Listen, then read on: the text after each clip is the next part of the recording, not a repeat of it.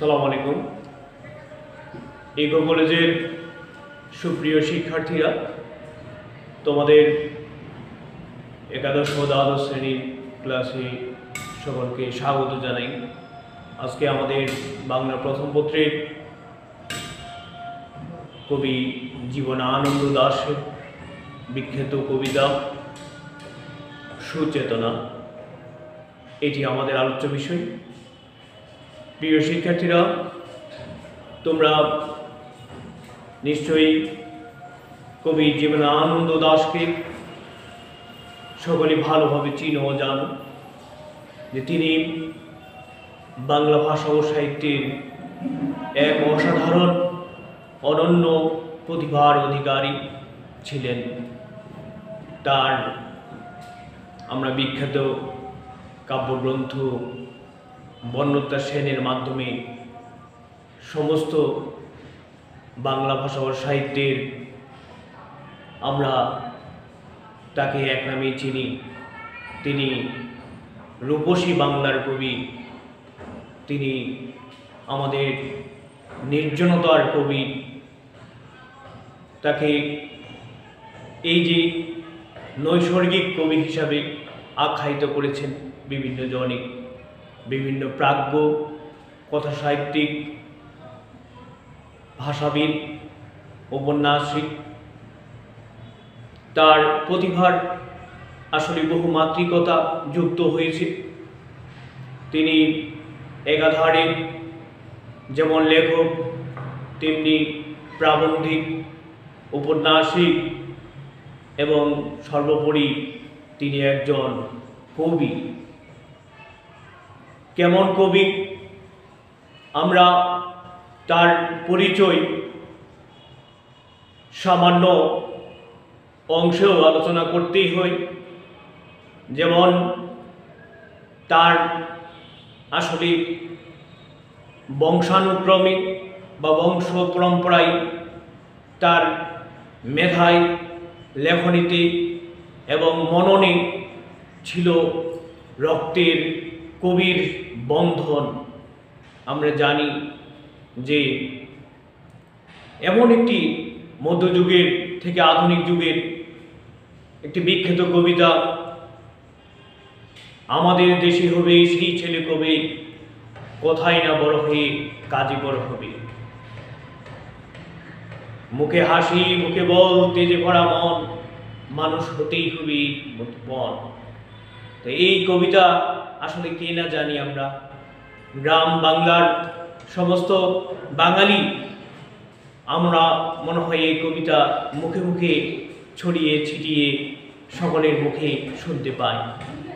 এই কবিতার কবি আসলে জীবনানন্দ দাশের মহিয়সী মা, এক আসলে এরকমই মায়ের যোগ্য সন্তান, যোগ্য কবি, কবির সন্তান কবি জীবনানন্দ দাশ।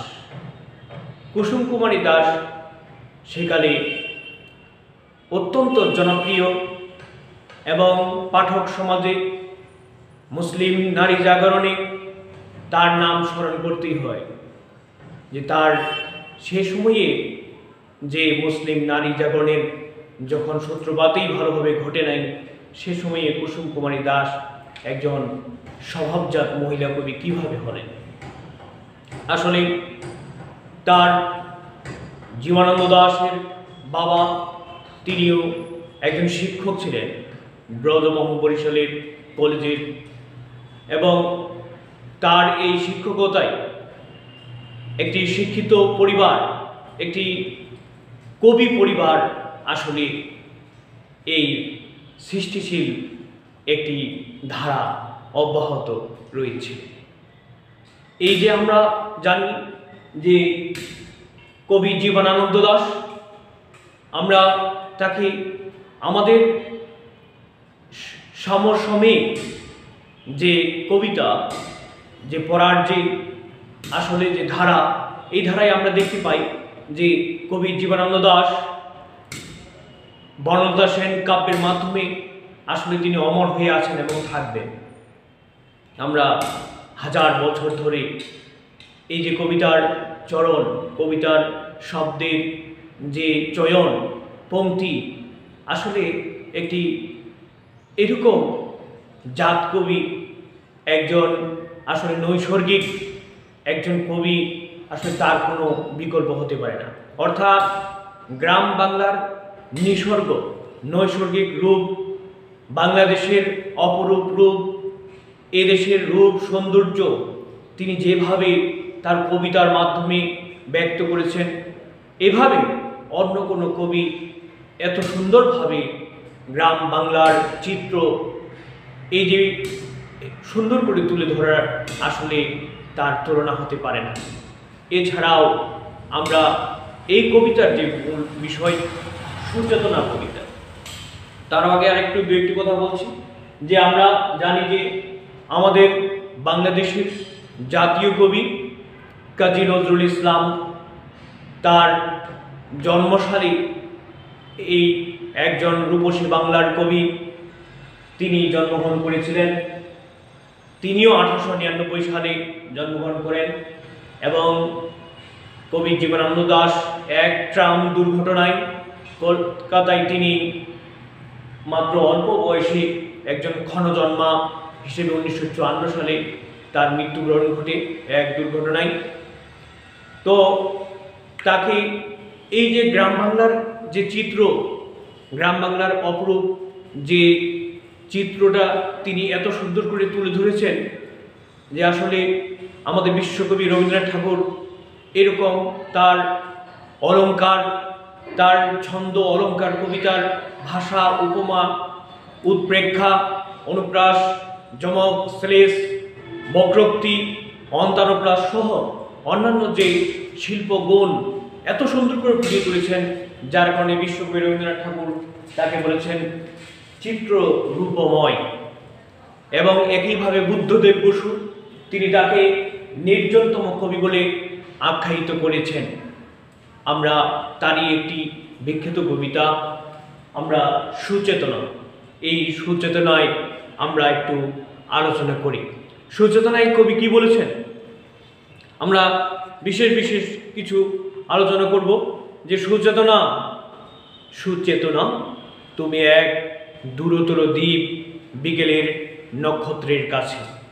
অর্থাৎ এখানে কবি একটি সুচেতনার ইঙ্গিত দিয়েছেন যে সুচেতনা আসলে বিচ্ছিন্ন ও বিক্ষিপ্ত কোনো এক দূরবর্তী দ্বীপ বা এটা আসলে নক্ষত্রের মতো।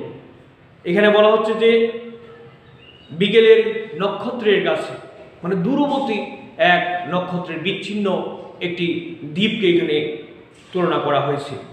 আসলে যদিও সুচেতনার বিস্তার রয়েছে, কিন্তু এই সুচেতনার বিস্তার সর্বত্রই নয়। এই দুই পংক্তিতে তিনি বোঝানোর চেষ্টা করেছেন যে সুচেতনা অর্থাৎ আমরা একটু যদি আরও একটু সহজ করে বলি, অর্থাৎ প্রথম বিশ্বযুদ্ধের পর থেকে দ্বিতীয় বিশ্বযুদ্ধোত্তর থেকে আজ অবধি এখনো সারা পৃথিবীতে যে হানাহানি, যুদ্ধ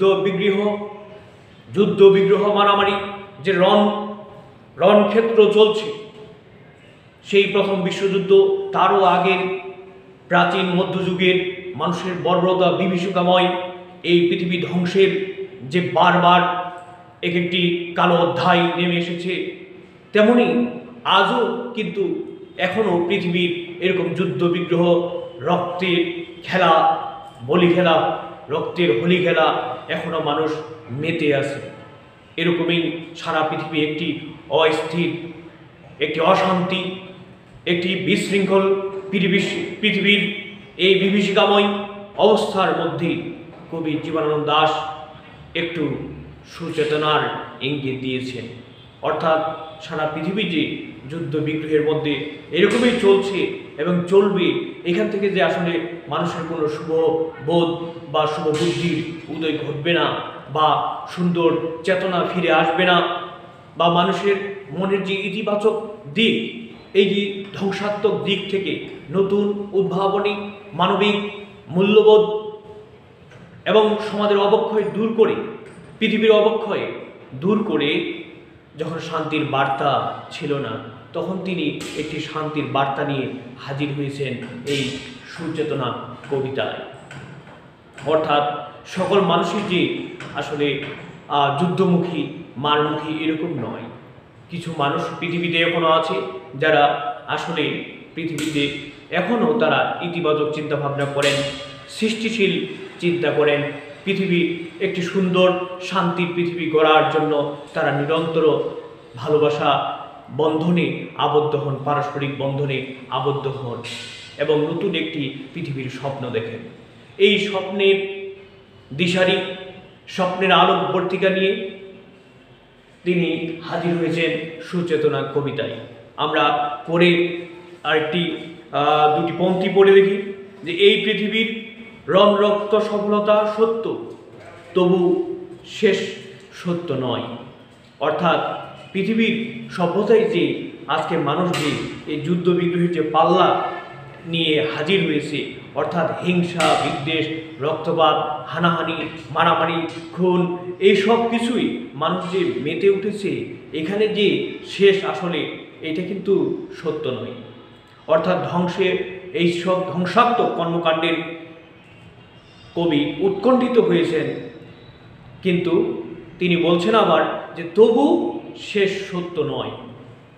অর্থাৎ ভালোবাসা এবং ঐক্য দিয়েই এবং ভালোবাসার এই দৃঢ় বন্ধনের মাধ্যমে সভ্যতার অগ্রগতি করা যায়, এটাই তার মূল সুর কবিতা।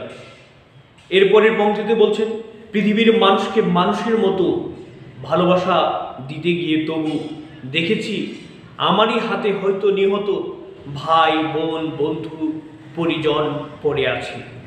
অর্থাৎ পৃথিবীতে টিকে থাকতে গেলে এবং পৃথিবীর এই অশুভ শক্তিকে সরে শুভ শক্তির সুচেতনার শুভবোধের উদয় করতে গেলে পরিস্থিতি এবং ক্ষেত্র বিশেষে তখন শুভ শক্তি অশুভ শক্তির সাথে সংঘর্ষ হয়। এই সংঘর্ষের ফলে কিন্তু এখানেও তো যুদ্ধ চলে আসে, যুদ্ধের দামামা এখানেও বেজে ওঠে। তাই তিনি বলছেন যে এই যুদ্ধে যে আমরা জড়িয়ে পড়ছি, আমরা যে অশুভ শক্তিকে বিনাশ করছি, অশুভ শক্তিকে উৎখাত করে নতুন শুভ শক্তির উদয় ঘটাচ্ছি, যারা আমার প্রতিপক্ষ ওরাও কিন্তু আমার ভাই বোন আত্মীয় স্বজন, এই অশুভ শক্তির মধ্যে যারা আছেন। তাই তিনি এই কথাটি বলেছেন তার এই 4 পংক্তিতে। এরপরে তিনি বলছেন পৃথিবীর গভীরতর অসুখ এখন মানুষ তবু ঋণী পৃথিবীর কাছে। পৃথিবীর গভীর থেকে গভীরতর আজকে পৃথিবীর এইসব যুদ্ধ বিগ্রহ, এই হাঙ্গামা, এই অশান্তি, মনে হচ্ছে যুদ্ধটা একটা সারা পৃথিবীতে ব্যাধি হয়ে গেছে। সারা পৃথিবী একটি মহামারী আকার ধারণ করেছে, নির্দিষ্ট কোনো ভূখণ্ডের মধ্যে নয়, সারা পৃথিবীতে কোনো না কোনো দেশের সাথে আরেক দেশে, এক উপমহাদেশ আরেক উপমহাদেশ, একটি মহাদেশ আরেকটি মহাদেশের সাথে, এইভাবে সারা পৃথিবীতে ছড়িয়ে পড়েছে যুদ্ধ নামের একটি ব্যাধি, যেটি মহামারী আকার ধারণ করেছে। তিনি সেই কথা বলছেন এবং এরপরে তিনি এখানে বোঝানোর চেষ্টা করেছেন যে এই যে আমাদের এইসব হানাহানি একটি অসুখে পরিণত হয়েছে, এই অসুখ এসবের বিপরীতে মানুষই শুভবোধকে সে ধারণ করে। অর্থাৎ ইতিবাচক এই বোধেই মানুষকে চালিত করছে প্রগতির দিকে, প্রগতির দিকে মানুষকে আবার এই যুদ্ধের এই হাহাকার এই হতাশার মধ্যেও তাকে ইতিবাচক সামনের দিকে শুভবুদ্ধির দিকে টেনে নিয়ে যাচ্ছে। এই জন্য মানুষ আবার পৃথিবীর কাছে কৃতজ্ঞ। তারপর আরেকটি পংক্তি পড়ি যে সুচেতনা এই পথে আলো জেলে এই পথেই পৃথিবীর ক্রমমুক্তি হবে। অর্থাৎ তিনি সুচেতনাকে এখানে একটি ইন্ডিকেটর হিসেবে, নির্দেশনা, আলোকবর্তিকা হিসেবে এখানে পারিভাষিকভাবে তিনি বুঝিয়েছেন যে আসলে হতাশ হবার কিছু নেই, পৃথিবীর এরকম চলবেই। পৃথিবী ইতিপূর্বেও ছিল এরকম হাহাকার, দুরাশা, হতাশা, মানুষের মধ্যে অশান্তি বিরাজ করছিল, এখনও করছে, ভবিষ্যতেও হয়তো এরকমই চলবে বা এর চেয়ে বেশিও হতে পারে। তাই তিনি আসলে হতাশার বুকে আশার আলো জ্বালিয়েছেন। পৃথিবীর এই অন্ধকারের মধ্যে তিনি আলো জ্বালিয়েছেন যে এইভাবেই এ পথ ধরে এরকম হাহাকার অশান্তির মধ্য দিয়ে আশার বাণী আসবে। এইভাবে অশান্তির মধ্যে শান্তি সূচনা হবে। কিসের মাধ্যমে? সুচেতনার মাধ্যমে, সুন্দর বুদ্ধির মাধ্যমে, শুভবোধের মাধ্যমে, এবং সে অনেক শতাব্দীর মনীষীর কাজ। অর্থাৎ বহুকাল ধরে মনীষীরা তারা বিভিন্ন প্রচেষ্টার মধ্য দিয়েই কিন্তু এই সুচেতনাতে ফিরে আসবে এবং পৃথিবীর যে একসময় মুক্তি পাবে পৃথিবী এই সকল অশান্তি থেকে, একসময় তারা আমরা সকলেই মুক্তি পাব, এরকম এটাকে ক্রমমুক্তি বলা হচ্ছে। ধীরে ধীরে আমরা মুক্তি পাব, এটা কবির বিশ্বাস এবং অনেক মনীষীরও বিশ্বাস এবং তাদের কাজ। তারা নিরন্তর এই প্রচেষ্টা রত আছেন এবং অব্যাহত আছেন শান্তির বার্তার জন্য।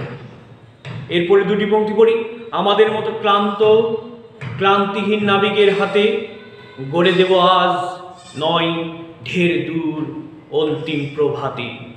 অর্থাৎ তিনি কবির মনের বিশ্বাস যে হয়তো দূর ভবিষ্যতে এক সময় নতুন প্রজন্মের হাত ধরেই আলোক উজ্জ্বল পৃথিবী গড়ে উঠবে। আর তাই তিনি এই কবিতাটিতে আজ না হলেও সেই দূরবর্তী সমৃদ্ধ পৃথিবী, সুখী সমৃদ্ধ পৃথিবী গড়ে তোলার তিনি প্রত্যয় ব্যক্ত করেছেন। এবং এরপরে তিনি বলছেন, মাটি পৃথিবীর টানে মানব জন্মের ঘরে কখন এসেছি, না এলেই ভালো হতো অনুভব করে, এসে যে গভীরতর লাভ হলো সেসব বুঝেছি।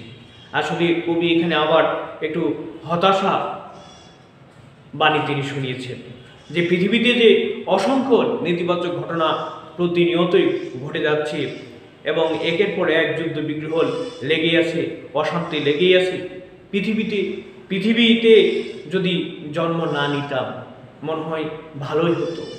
এত অশান্তি, আসলে পৃথিবীর প্রতি কবির কতটা আশা ছিল, পৃথিবীর প্রতি কবির কতটা দরদ, কতটা ভালোবাসা। এই পৃথিবীর যে উপাদান উপকরণগুলো রয়েছে, এই পৃথিবীর যে এত সৌন্দর্য, এই পৃথিবীর যে এত অপরূপ, এই অপরূপ সৌন্দর্য ক্ষয়ে যাক তা কবি কখনো প্রত্যাশা করেননি। এবং পৃথিবীর যতটুকু রূপ সৌন্দর্য আছে, এই সৌন্দর্যটুকুকে টিকে রাখার জন্য, সংরক্ষণ করার জন্য কবির নিরন্তর প্রচেষ্টা ছিল। তাই কবি সেই পৃথিবীর রূপকে কেন্দ্র করে এই বাংলার রূপ তিনি বারে বারে আমাদের অপরূপ সৌন্দর্যকে পৃথিবীর কাছে তিনি তুলে ধরেছেন। অর্থাৎ ওই যে আমরা বাংলার মুখ দেখিয়াছি আমি, তাই পৃথিবীর যে খুঁজতে যায় না।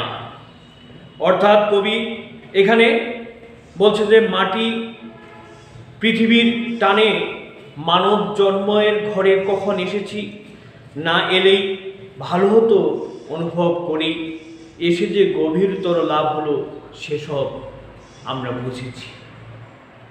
এরপরে আবার দেখেছি যা হলো হবে, মানুষের যা হবার নয়, শাশ্বত রাত্রির বুকে সকলই অনন্ত সূর্যোদয়।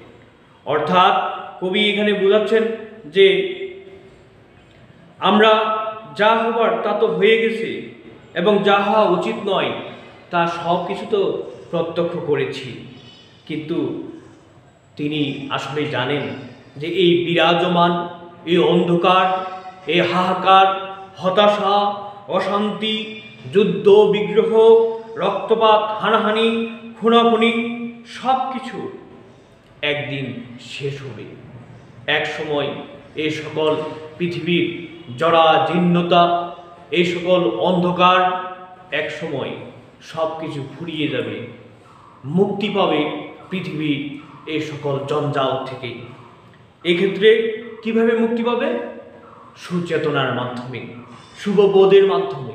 এই সুচেতনা এবং শুভবোধের বিকাশের মাধ্যমে অন্ধকার দূর হবে এবং এর সঙ্গে দেখা মিলবে আলো উজ্জ্বল একটি সুখী, শান্তির, সমৃদ্ধশালী পৃথিবীর। মানুষের মধ্যে মানবিকতা ফিরে পাবে, মানুষের মধ্যে পারস্পরিক বন্ধন ফিরে পাবে, মায়া মমতা। আজকে বিশ্বায়ন হয়েছে, গ্লোবালাইজেশন, বিশ্বগ্রামে পরিণত হবে সুখী সমৃদ্ধশালী একটি পৃথিবী, একটি সুখী সমৃদ্ধশালী ও এই গ্রামীণ একটি সুখী পৃথিবী গড়ে উঠুক, এই প্রত্যাশায় সকলকে ধন্যবাদ।